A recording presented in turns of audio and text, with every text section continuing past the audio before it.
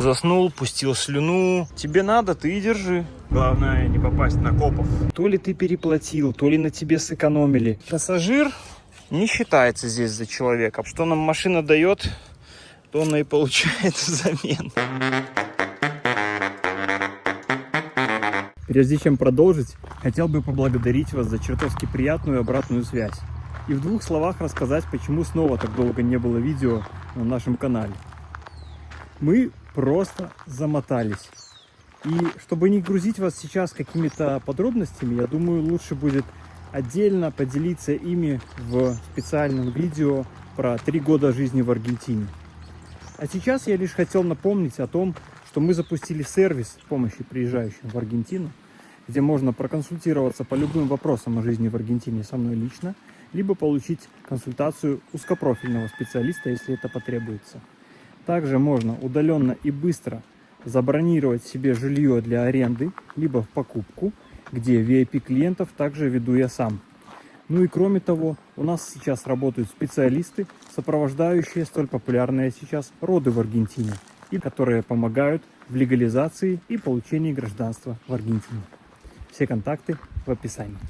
Сегодня пишем максимально честный, спонтанный обзор Toyota RAV4. Машина не подготовлена, не помыта, но это и есть спонтанность.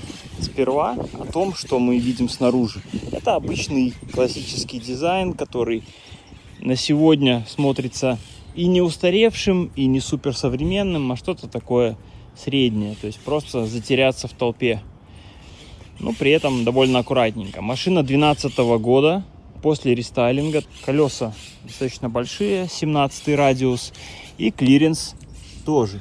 Машина покупалась с задумкой, что город Кордова, он достаточно рельефный, и в пригороде существует много таких гравийных дорог или даже гор, куда можно заехать, и без высокого клиренса там по большому счету делать нечего.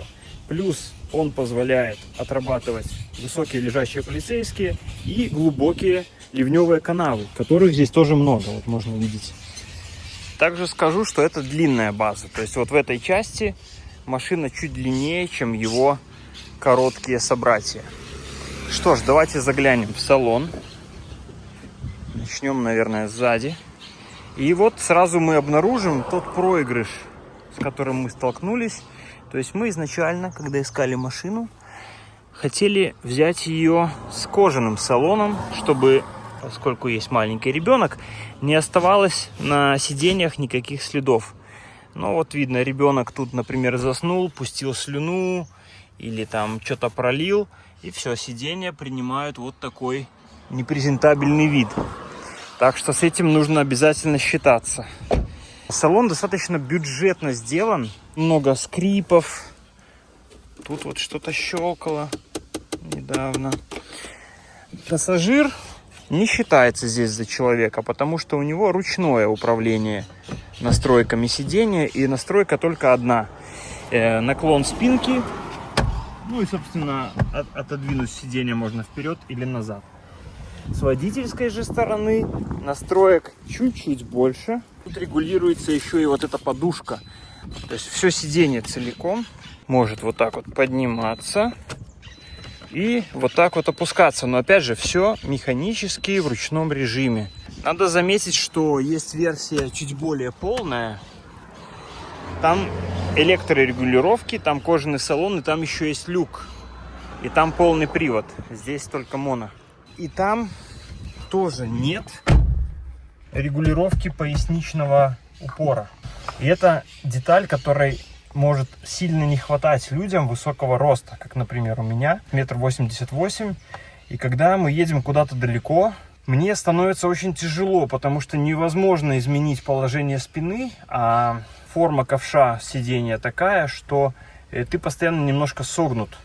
И я даже подголовник развернул, как можно видеть, потому что в своем вот изначальном положении, как здесь, он довольно сильно выпирал мою голову вперед. Если сравнивать машину с ее, как мне кажется, конкурентом Dodge Journey, то Toyota сильно проигрывает по оснащению салона. Здесь гораздо меньше разного рода подстаканников, кармашков, ящичков. В Тойоте все гораздо проще. И вообще в целом ощущение от владения Тойотой такое, что ты покупаешь машину только для того, чтобы добираться из пункта А в пункт Б. Получение удовольствия здесь не заложено в стоимость. Конечно, машина достаточно надежная, и она позволит вам сильно сохранить бюджет. Опять же, в сравнении с тем же Dodge Journey, который будет больше требовать вложений в ту же подвеску и все остальное. Но вот я не знаю, это такой баланс или такая грань, которую нужно каждому искать для себя. Потому что, к примеру, есть владельцы BMW, которые готовы платить за владение этой машиной, потому что за эти деньги она им дает что-то, от чего они не готовы отказываться, даже если сэкономят при этом. Должен признаться, что сейчас ко мне закралось некоторое сожаление о том, что в момент поисков автомобиля я совершенно забыл о существовании прекрасного конкурента RAV4, это Subaru Forester. И вполне вероятно, этот автомобиль удовлетворил бы все мои нужды гораздо лучше. Но кто знает. Двигатель 2.4 достаточно надежный и резвый. Вот он, как выглядит. Пока не презентабельно, конечно, но такое у нас утилитарное пользование. Типа, что нам машина дает, то она и получает взамен. Посмотрите на вот это. Мы открываем дверь. И Toyota нам говорит, это же твои проблемы, что тебе надо ее держать открытой. Тебе надо, ты и держи. И что, неужели вот этот вот несчастный механизм нельзя просто сделать более надежным, как это делается в других машинах? И у них же это не только в конкретно данном экземпляре. Я много в каких встречал, и в Короллах, и в других равах такая же беда. Ну а теперь давайте посмотрим, как салон может модифицироваться. Есть подлокотник, который вытягивается вот таким вот образом. Тут еще два подстаканника. Сиденье может складываться либо вот этим рычагом. Оп, и оно, смотрите, едет. Из плюсов то, что здесь регулируется наклон заднего ряда сидений. И он может ездить вперед и назад. То есть, если сейчас вот я залезу сюда аккуратненько, отъеду назад. Ага, ну вот, я могу подъехать вперед, но назад уже особо некуда. Ну, можно подрегулировать вот так, наклон спинки. Сейчас я покажу еще дополнительную функцию складывания спинок из багажника, в который мы еще не заглядывали пока. Багажник организован следующим образом. Оп, это шторка, которая складывается сюда. А вот это сетка, которую можно ставить в несколько положений. Тут наблюдаются такие выемки. И они же есть еще и внизу. Тут, кстати, есть и прикуриватель. Так вот, эта сетка может полностью сниматься, может устанавливаться в положение, например, вот в такое. Если вы что-то перевозите, что не должно выпасть из машины, то можно, например, вот так это сделать. Ну вот. Вот эта функция, о которой я говорил. Мы можем потянуть, и сиденье должно будет сложиться. Ну, это сейчас не складывается почему-то. Это что-то им мешает. Интересно, что. Может быть, текущее положение. Попробуем еще раз. Угу, интересно. А здесь? Вот. Пошло первое. Толкнем. Оп. Пошло второе. И вот эта перегородка снимается. То есть, в принципе, салон можно довольно-таки быстро превратить в большой такой грузовой отсек. Запаска находится на задней двери. Вот она. И, соответственно, место здесь свободно. И у нас тут имеются Вот такая полка, которую можно убрать полностью, ну или поднять полностью, и сюда что-то положить. Здесь также... кстати, да, вот это место, куда можно полностью убирать вот эти перегородки. Так это может выглядеть уже в сложенном положении. Чпок, чпок, и ничего как будто и не было. И есть еще один небольшой отсек. Вот тут мы возим аварийные знаки. Что, собственно, вот такой автомобиль. Сейчас предлагаю на нем немножко проехать, чтобы было понимание о том, как он рулится. Ну, я попробую прокомментировать это все. Ничем, конечно, не могу замерить разгон, эти цифры. И по большому счету не так сильно они меня волнуют, потому что это не спортивный автомобиль. Но надо сказать при этом, что здесь стоит 4-ступенчатая коробка передач автоматическая. И машина ездит достаточно бодро. С места даже буксует. Я разгоняюсь педалки в пол.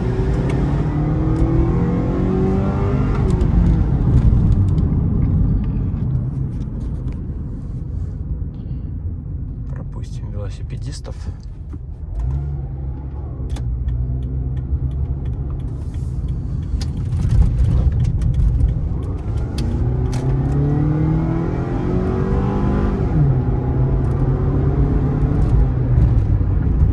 Тормоза хорошие, стоят АБС, достаточно широкая резина, то есть пятно контакта хорошее.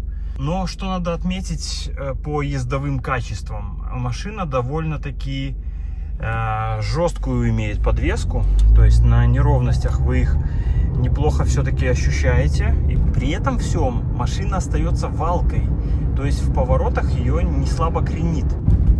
Вот мы сейчас выезжаем на кольцевую города Кордова. По ходу надо отдать должное тому, как хорошо сделаны вообще все развязки. Можно видеть, что дороги бетонные. И здесь же круглый год тепло, нет отрицательных температур, и поэтому бетон чувствует себя великолепно.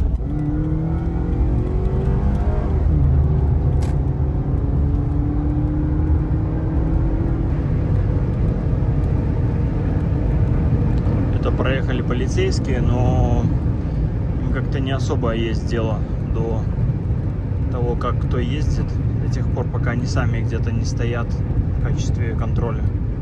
Ну что ж, и добавим пару слов по поводу расхода топлива.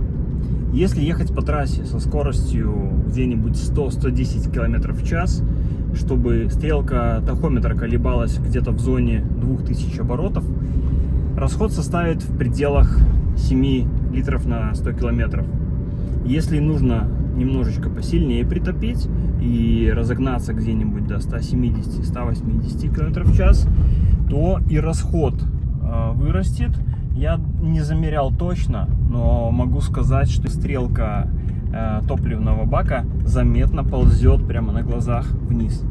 Ну и, кстати, о расходе. Вернее, о расходах, которые мы понесли за все время владения автомобилем. А это уже, между прочим, 2 года и 30 тысяч километров пробега. Давайте сразу оговоримся, что мы не будем считать замену масла и масляных фильтров, потому что это стандартная операция.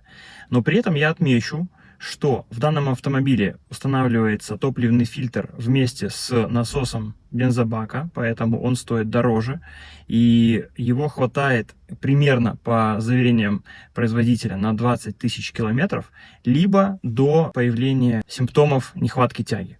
Также здесь стоит чуть более сложный фильтр автоматической коробки передач, чей ресурс составляет около 120. Но при всем этом здесь установлена цепь ГРМ на двигателе, что существенно экономит бюджет. И ресурс этой цепи составляет 300 тысяч километров пробега. Итак, вот что у нас вышло. И здесь нужно обязательно отметить, что последнего пункта могло и вовсе не быть.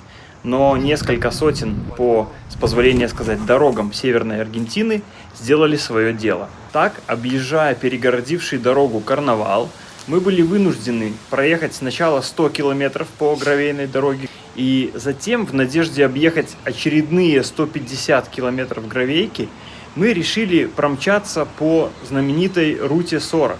Но тогда мы еще не знали, что нас там ждет. Так, ну это тот случай, когда дорога закончилась. Началась река. Обалдеть. Это как-то нервно. Ну да, адреналиново довольно, да? Вообще очень, очень.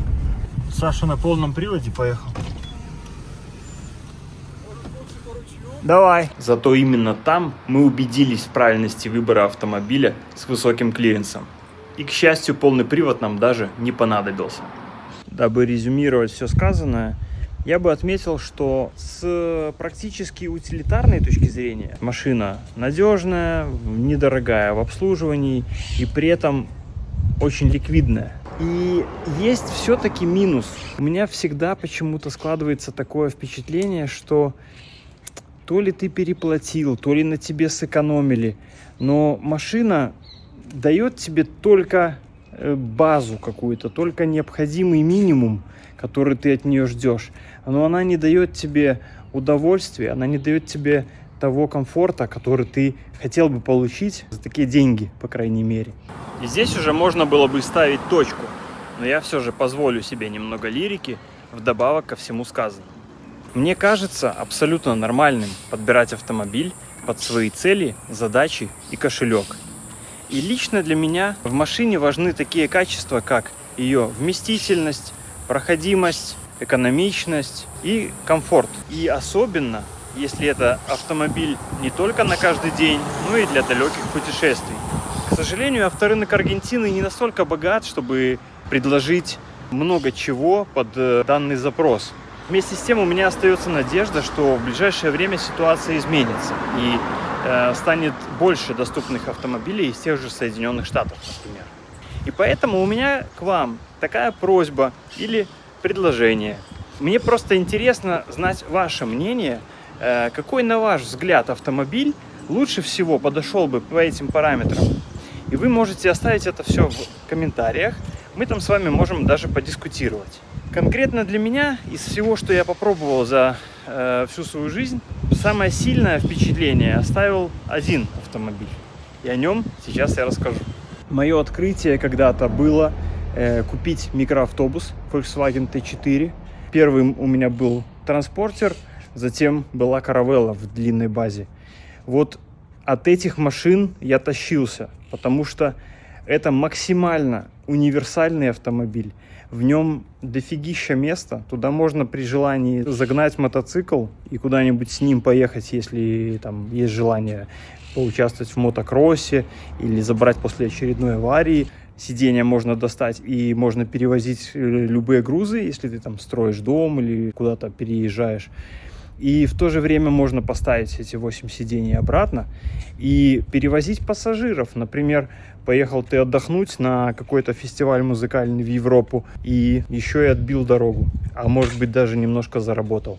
И в целом владение тем автомобилем мне приносило прямо какой-то восторг, потому что каждый раз ты ощущал, что машина дает тебе сильно больше того, чем ты ожидаешь. По надежности и по всем остальным параметрам было очень даже хорошо.